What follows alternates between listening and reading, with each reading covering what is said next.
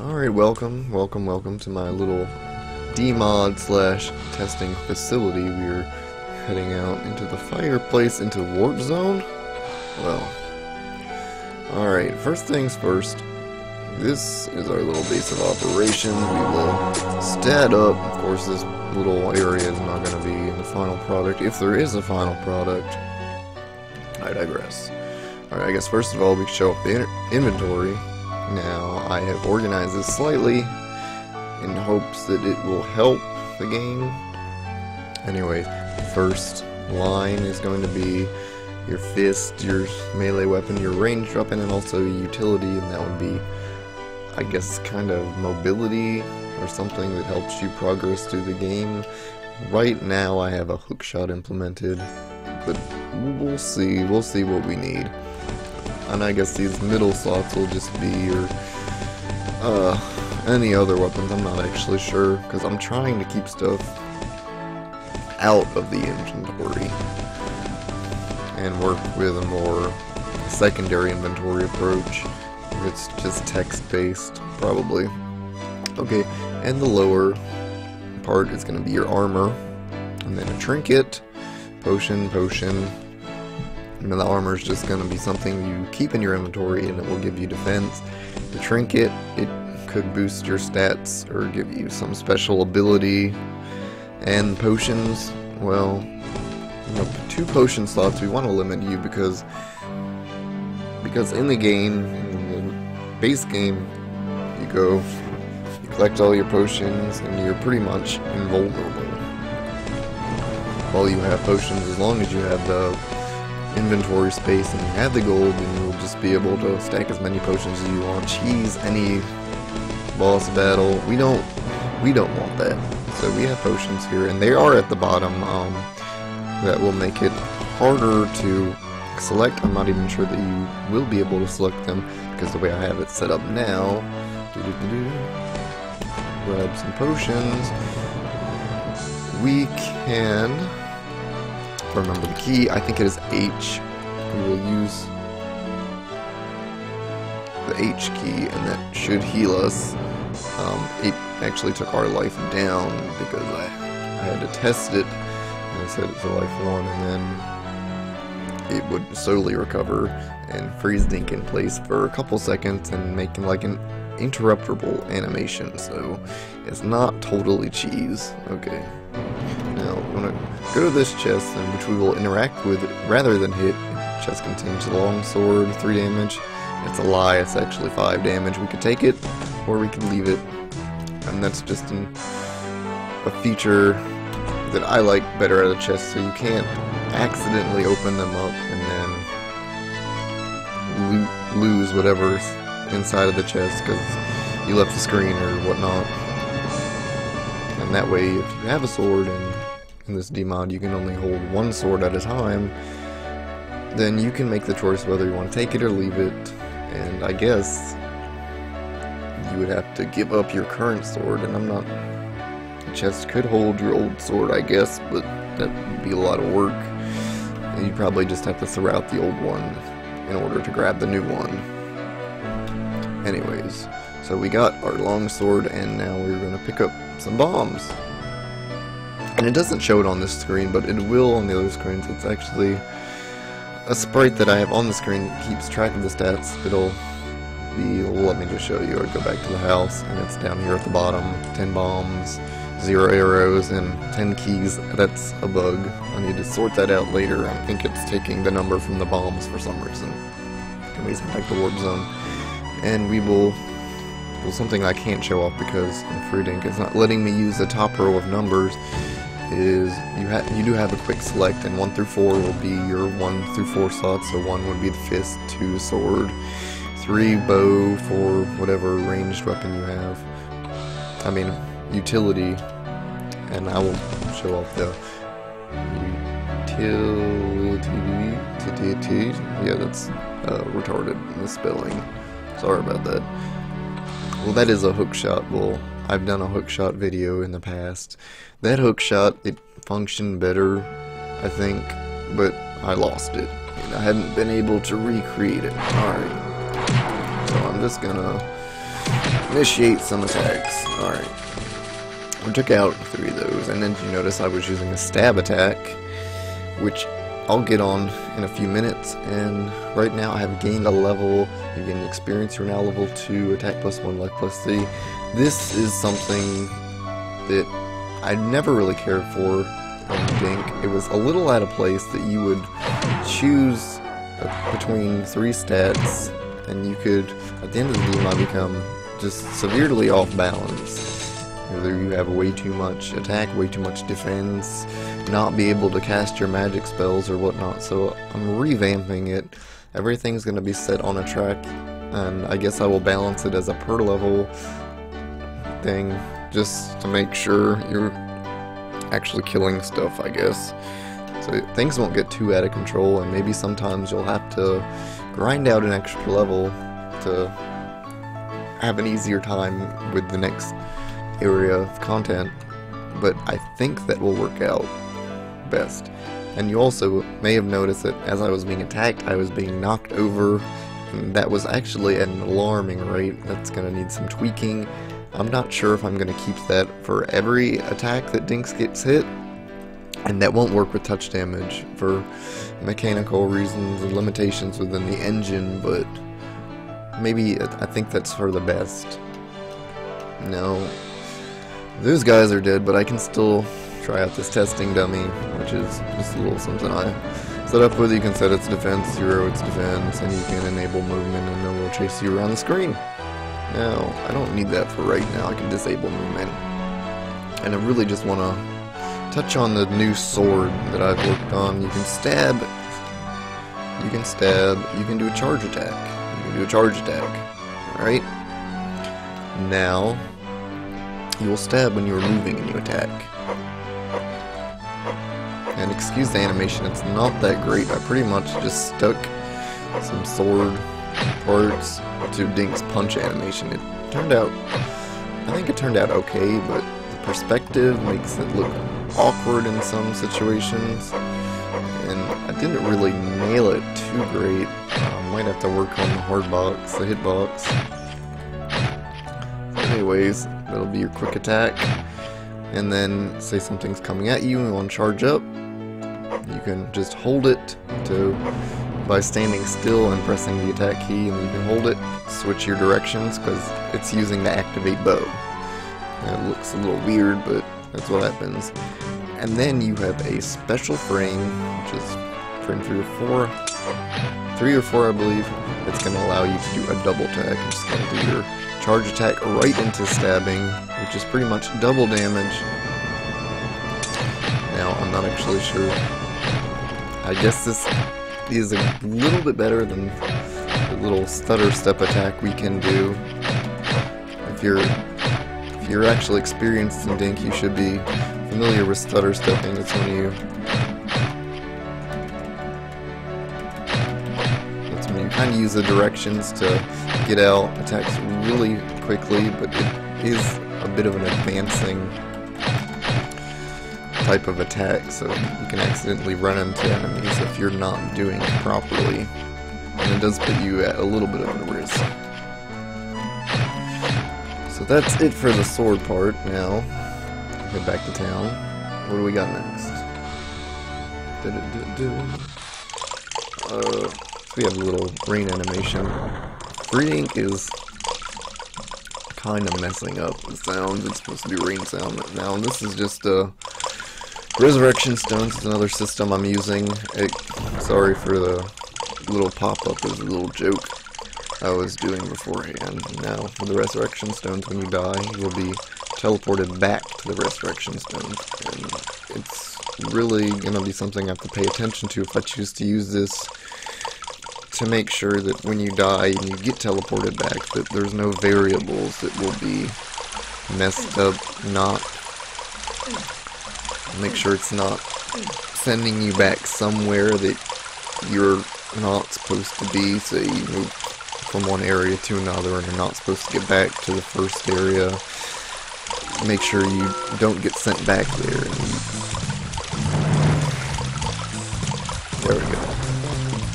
And I died, I resurrected, and incurred a experience penalty, which was on this side of the screen. For some reason, it may have been... Is that where I died at? Yeah. Maybe. I don't know.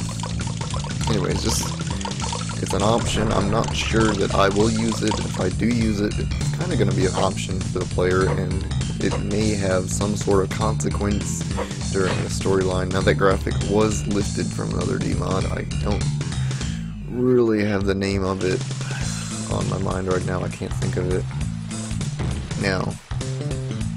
And a potion. Yeah, well, that's way wrong slot. I'm just going to switch back to this because that is what it's balanced around. Now, I'm looking for something. There's a crack in the wall over here so I can test out my new bomb. There you go. There's a bomb. It comes with an animation as well. You replace the bomb instead of just dropping it at your feet and carrying on. And with that, open up a hole and crawl inside. Get inside the normally locked house. Now, be very careful because there's slimes here. Okay. Ooh, and our sword is bugged. Oh. Oh no, our sword's not bugged. I picked up all those potions, that is why. Alright, so forget balance. Now you'll notice here I've got a little lantern animation going on. It's not one of the ones that is provided at the Dink Network because this is one that I cooked up myself. I didn't really care for the other ones. One of them was a giant square with a static image. The other one was flickering. It was kind of erratic. Didn't really care. I think I have a red pixel here. That's not good. Oh well. Well, this one kind of does the flickering thing. Well, it's more of a beating in and out. A little bug with the graphic, but I do like what I've done right here better. It kind of limits your vision. It doesn't let you see half the screen, and it does kind of expand, give you those moments where you can see just outside of the horizon. Say there's an enemy on the horizon and then he comes in. It builds a little tension, I guess. Alright.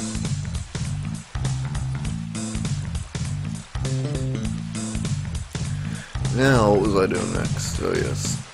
First quest, and I guess I'm going to be spoiling a little bit of this DMOD.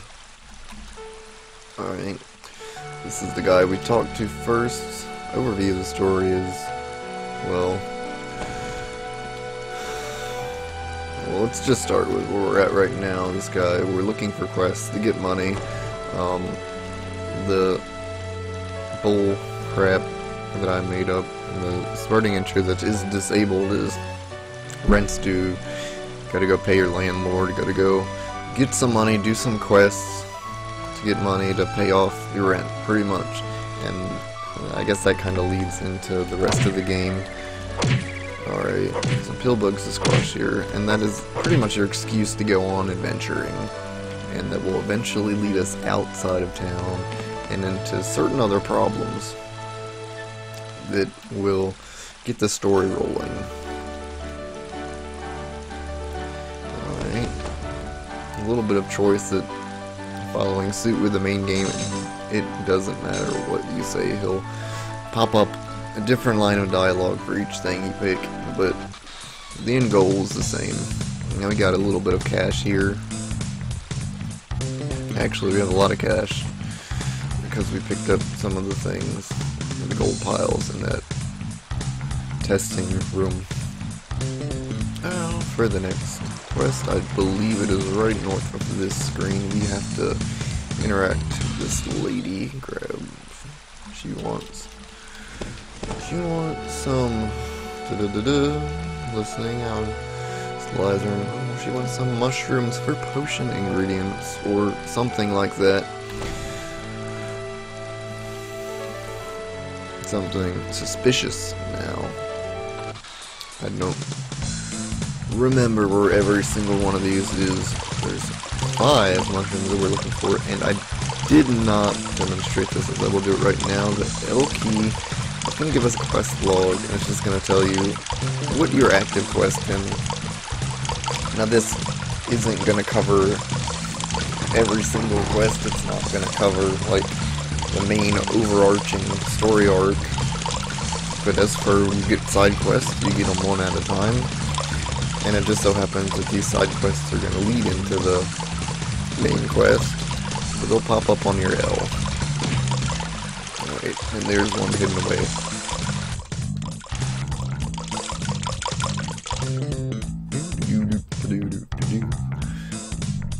Funky music. No, this isn't the town music. I just got sick of hearing the town music. And so I changed it. And I'm sure this is going to get annoying relatively soon. Okay, we've got 3 of 5 mushrooms. Alright, where is this? Where is this one? No.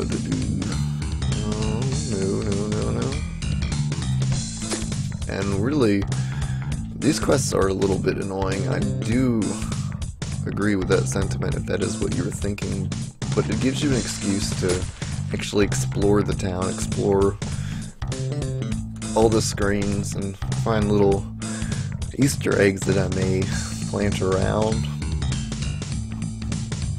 And little things.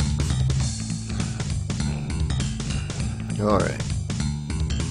So we've got all the mushrooms. Quest complete. Alright. Which way? Over here. And we will need to turn this quest into you. A little bit of gold, and we did manage to find an extra mushroom, and that will prompt this, I guess, hidden dialogue. Would you like to try a mushroom?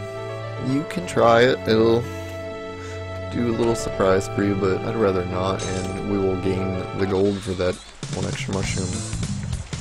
Now for our third quest, it is in this direction, yes, right here. This farmer has a quest for us, and this will prompt us into entering the next area.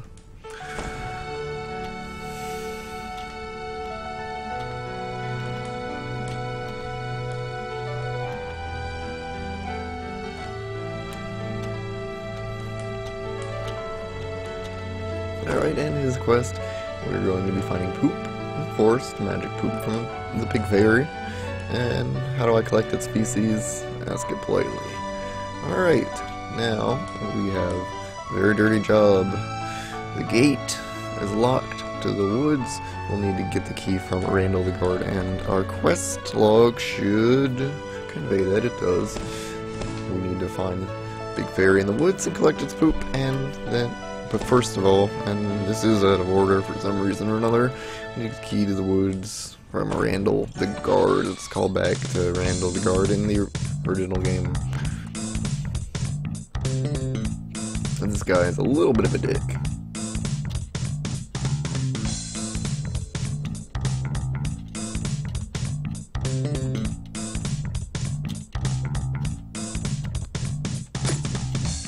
And we've got our key. And this doesn't actually convey in the little key UI, because I haven't exactly sorted out what exactly I'm doing that. Is that going to be like skeleton key for dungeon? This is obviously its own special key, so alright, ready to enter the woods.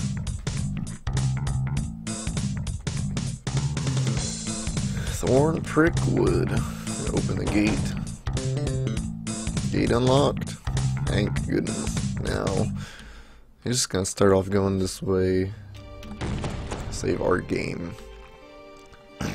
Now, it's a little unintuitive that the save bot is in that direction. Maybe you explore around, but most likely you will probably be using the resurrection stones. And there is one of those right here. Now the resurrection stones, if you choose to use them, as soon as you enter this screen, that will become your new, I guess, checkpoint that you will be warped back to. What is that noise? That noise should not be occurring.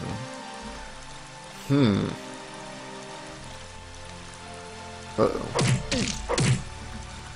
So I haven't really come across...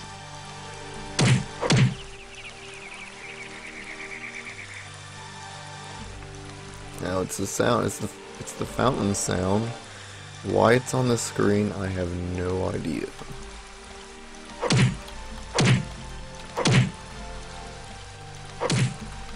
Because it wasn't running before. What have I done here that would prompt that to run in this area? On every screen. Anyways. Okay. Fight our way into the forest, past a couple screen locks, and another resurrection student because there is a fight coming up. Well, is there? Okay. As you may have noticed with the screen locks, they're actually the little red stars that circle around the screen, let you know, hey, screen's locked. It's just the little added touch there. We're going to go around the outside of the screen, but for some reason the game doesn't let you stick anything up there.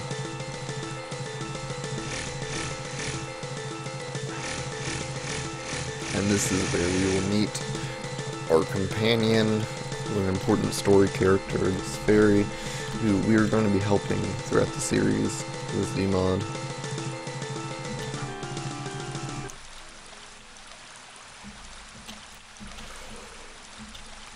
We're going to help the fairy? No, please help me. No, please help me. No, please help me. Okay, we'll help you.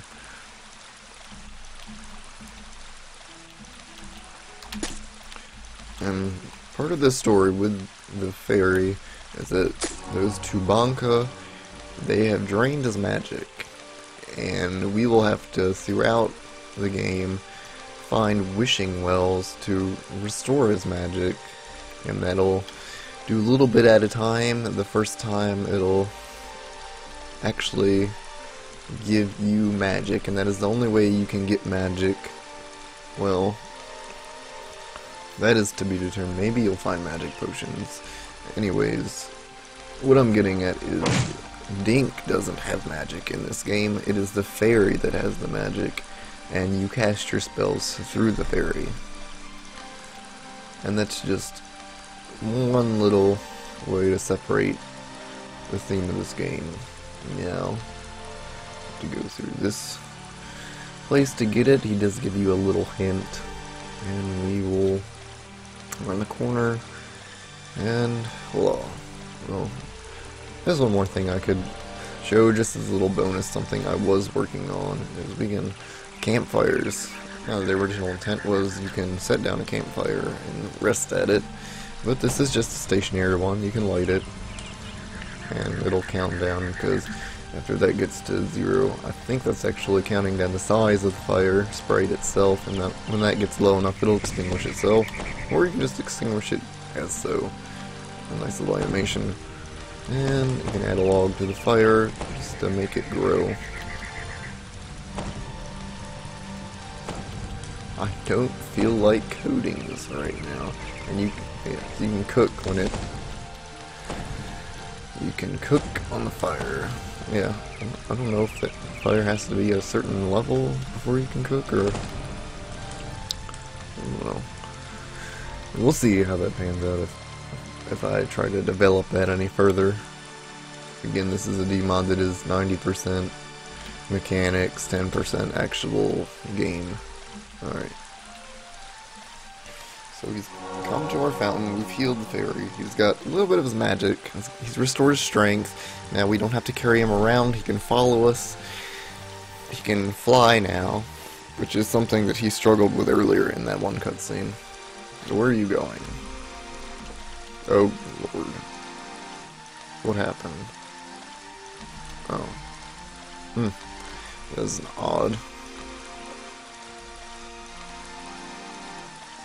Okay, this guy seems to have a mind of his own. And this cutscene is broken. I'm not quite sure what's going on here. Which sucks, because there was no save point. I need to add a save point there.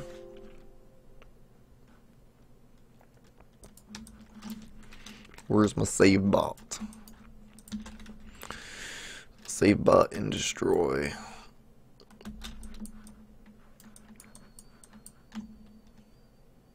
I guess I could put this right over here.